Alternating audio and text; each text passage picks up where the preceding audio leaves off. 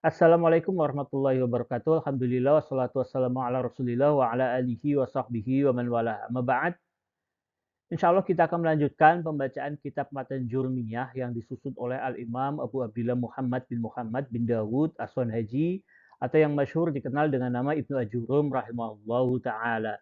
Ini adalah pertemuan ke-6 dan pada pertemuan pertama sampai pertemuan ke-4 kita sudah bacakan ucapan musonif tentang definisi al-kalam. Kemudian pembagian al-kalam yaitu pembagian al-kalimah ada isim, fiil dan huruf. Pada pertemuan ketiga, kita sudah membacakan tentang ucapan musannif tanda-tanda isim. Yang dengannya kita bisa mengetahui bahwa al-kalimah dalam sultan bahasa Arab itu adalah berupa isim. Pada pertemuan keempat, kita sudah bacakan pula tanda-tanda fiil. Bagaimana kita menentukan bahwa al-kalimah dalam susunan bahasa Arab itu adalah berupa fiil, yaitu dengan tanda-tandanya. Sementara itu pada pertemuan kelima kita sebutkan ya sekilas tentang pembagian fiil. Ada fiil madhi, fiil mudhari dan fiil amr. Kemudian kita sebutkan pula perkenalan atau mengenalkan wazan dari fiil sulasi al-mujarrad, yaitu yang memiliki 3 huruf asli. Fiil yang memiliki 3 huruf asli dan tidak ada tambahan, dia menjadi kata kerja dasar. Itu yang paling banyak kata yang digunakan dalam bahasa Arab dan dari kata kerja dasar ini itu kemudian menjadi berkembang menjadi bentuk-bentuk lain ya. Oleh karena itu, karena pentingnya kita kenalkan kemarin ada 6 ya. Ada 6 bab wazan fiil sulasi al-mujarrad. Kita sebutkan juga mengenal tanda fiil amr ya, karena memang tanda amr ketika itu tidak disebutkan oleh musonif tandanya, maka disebutkan oleh para ulama tanda fiil amr adalah yaitu adanya tolab dan yang kedua menerima yang muannas al-mukhatabah. Maka kemudian pada pertemuan ke-6 ini kita kembali kepada ucapan musonif di dalam kitabnya, di dalam matan Jurmiyah. Setelah beliau menjelaskan al-kalam, kemudian pembagian kalam, tanda-tanda isim, tanda-tanda fiil, maka kemudian qala al-musannif rahimahullah taala wal harfu ma la yasluhu ma'ahu dalilul ismi wala dalilul fi'li. Dan huruf itu ya diketahui al-kalimah itu adalah suatu huruf yaitu dengan bahwa huruf itu dia tidak bisa menerima tanda isim dan tidak menerima tanda fiil gitu. Jadi kalau isim ada tanda-tanda isim. Kalau fiil ada tanda-tanda fiil. Dia bisa menerima tanda-tanda fiil. Isim bisa menerima tanda-tanda isim. Tapi huruf itu tandanya apa? Tandanya adalah bahwa dia tidak bisa menerima tanda-tanda isim dan tidak bisa menerima tanda-tanda fiil. Itu ya. Gitu. Jadi tidak ada tanda khusus buat huruf ini. Kalau ya ditanya, huruf itu apa tandanya? Ya dia tidak bisa menerima tanda-tanda isim, tidak bisa menerima tanda-tanda fiil. Itulah huruf. Di pertemuan kedua kita sudah sebutkan bahwa al-harfu itu ada dua. Al-harfu al-mabani, ya huruf hijaiyah ya yang membentuk suatu kata ya, dan al-harfu al-ma'ani, huruf ma'ani ya, dan yang dimaksud dalam al-kalimah yang disebutkan oleh musonif itu pembagiannya ada isim, fiil dan huruf yang memiliki makna itu adalah al-harfu al-ma'ani ya. Ini pembahasannya. Huruf itu kita ulang lagi sekilas, huruf adalah kalimat yang menunjukkan suatu makna ketika dia bersama dengan yang selainnya, yaitu dengan isim atau dengan fiil. Ya, kalau isim kita sudah definisikan ya waktu itu, isim adalah kalimat yang menunjukkan suatu makna ya pada dirinya dan dia tidak terikat dengan waktu. Mudahnya kata benda. Kalau fiil kalimat yang menunjukkan suatu makna dan dia terikat dengan waktu ya atau gampangnya itu kata kerja. Sementara huruf itu adalah kalimat yang dia menunjukkan suatu makna tetapi ketika dia bersama dengan yang selainnya. Waktu itu kita kasih contoh huruf ya dan ini adalah apa? Al-harfu al-ma'ani, huruf yang punya makna. Contohnya adalah min. Ini dari, ala di atas, fi di atau di dalam, lan tidak akan, lam tidak atau belum dan hal ini apakah. Ini ada contohnya juga min makkata. Ini masih harokatnya masih kasroh ya belum diubah. Yang betul apa? Min makkata. Kemudian alal maktabi di atas meja. Fil fasli di kelas. Kita lihat nih. Min ini huruf. Kalau dia cuma berdiri min saja artinya itu nggak jelas itu artinya apa. Tetapi dia itu harus bersama dengan yang selainnya. Min makkata maka dia bersama isim nih. Taunya dari mana? Kalau makkata itu adalah isim. Karena min ini termasuk apa? Huruf khofat. Tanda isim itu adalah masuknya huruf khofat. Jadi min itu sendiri itu huruf. Nah, Makkah itu isim. Bersama isim baru dia punya makna dari Mekah. Begitu. Alal maktabi di atas meja. Kalau cuma ala saja nggak ada al maktabnya di atas, ya nggak jelas. Di atas apa maksudnya? Ya. Maka di sini ada alal maktabi. Menjadi bermakna ala ini ketika dia bersama isim, yaitu al maktab. Ya. Al maktab ini apa? Tanda isimnya ada khofat, ada alif lam, dan kemasukan huruf khafat, huruf jer, yaitu ala gitu ya. Tapi kita kembali lagi ke penjelasan tentang huruf.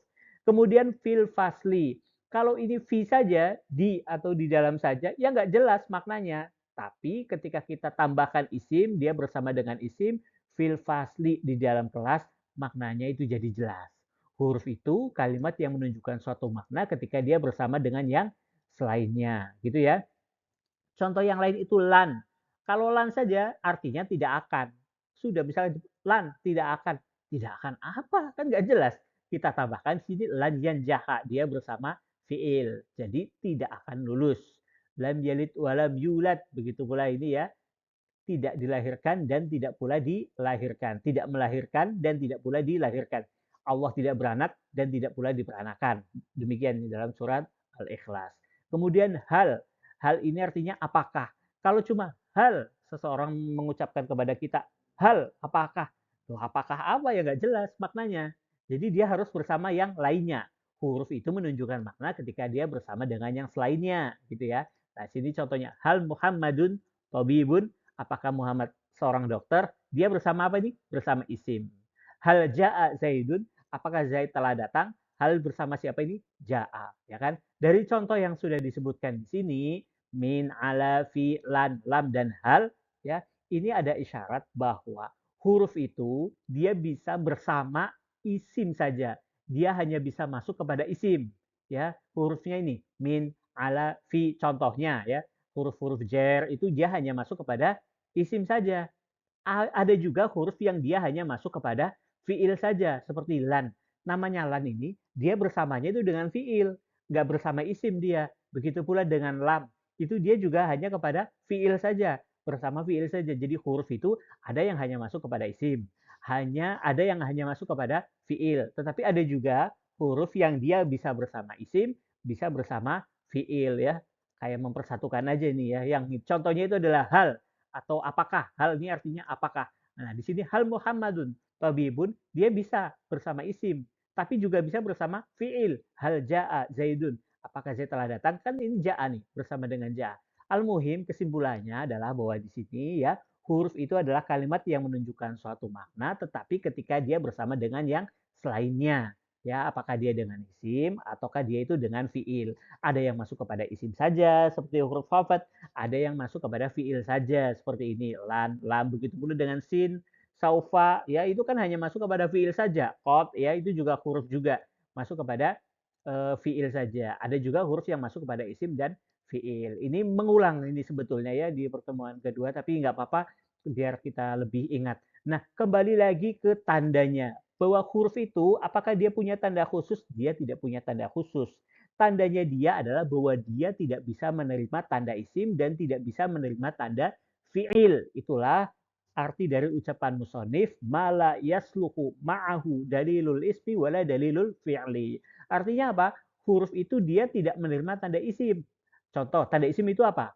Khofat kan? Maka dia tidak bisa menerima khofat. Asalnya huruf contohnya min. Kita nggak bisa sebutkan minin atau lan tadi jadi lanin atau hal menjadi halin nggak bisa ya ini tanda silang ini nggak boleh dia tidak bisa menerima tanda isim tidak bisa di khofat tidak bisa pula menerima tanwin tidak bisa ditanwin dia jadi minun lanun halun nggak bisa la yasluhu ma'ahu dalilul ismi wala dalilul fi'li dia tidak bisa menerima tanda isim dan tanda fi'il maka tidak bisa ditanwin ini jangan dipaksakan huruf itu untuk menerima tanwin tidak bisa pula huruf itu dimasuki alif lam. Jangan sembarangan kasih nama almin misalkan gitu ya. Loh ini huruf dimasukin alif lam. Almin atau jadi alan atau jadi alhal gitu ya. Itu nggak bisa. Ya tidak bisa dimasuki alif lam. Ini bukan apa ini contohnya? Bukan kasroh tanwin ya, bukan kasroh tanwin seperti ini. Maksudnya alhal gitu disukun dalam keadaan sukun ini al-halnya. Seperti ini, almin, alan, al-hal, itu nggak boleh. Dia tidak bisa menerima alif lam. Serta ya, tidak bisa juga dia menerima huruf khafat atau huruf jar. Contohnya misalkan, min sendiri ini huruf khafat sebetulnya, tetapi dia tidak bisa kemasukan huruf khafat. Contoh huruf khafatnya ini kan ala nih contohnya. Nggak bisa kita mengatakan ala, min, ala, lan, ala, hal. Al-muhim bahwa huruf itu dia tidak bisa menerima tanda isim. Begitu ya, tidak bisa menerima tanda isim. Nggak boleh kita mengatakan yang seperti ini nih. Karena huruf tidak bisa menerima tanda isim. Begitu pula huruf itu juga tidak bisa menerima tanda fiil. Berarti huruf tidak bisa menerima qad, huruf tidak bisa menerima sin, huruf tidak bisa menerima saufa, huruf juga tidak bisa menerima tak taknis, sakinah gitu. Tidak boleh kita mengatakan qad min ya. Apa artinya? Nggak ada artinya qad min. Begitu pula nggak boleh kita mengatakan salan gitu kan. Maksudnya ini adalah sa yang dia itu apa bermakna mustakbal al qorib ya, sin ini ya. Begitu pula tidak boleh kita katakan saufa hal gitu kan. Apa artinya? Nggak bisa masuk di sini. Huruf itu tidak bisa, tandanya adalah tidak menerima tanda isim dan tidak menerima tanda fiil. Gitu ya. Kesimpulannya begitu. Huruf, tandanya apa? Tandanya tidak bisa menerima tanda isim dan tidak bisa menerima tanda fiil. Soalnya kalau isim, tandanya apa? Ya, isim itu tandanya bisa menerima tanda isim. Bisa di khofat, bisa di tanwin, ada alif lamnya, bisa menerima huruf khofat. Kalau fiil tandanya apa? Tandanya dia itu bisa menerima tanda kot, bisa menerima sin, bisa menerima saufa, ada tandanya fiil. Tapi kalau huruf, tandanya itu adalah malayasluhu ma'ahu dalilul ismi wala dalilul fi'li. Huruf itu tandanya adalah tidak ada tanda sebetulnya, tetapi tidak bisa dia menerima tanda isim, tidak bisa dia menerima tanda fi'il. Mungkin demikian ya. Semoga bermanfaat dan semoga bisa dipahami. Subhanakallahumma wa bihamdik. Asyhadu an la ilaha illa anta astaghfiruka wa atubu ilaik.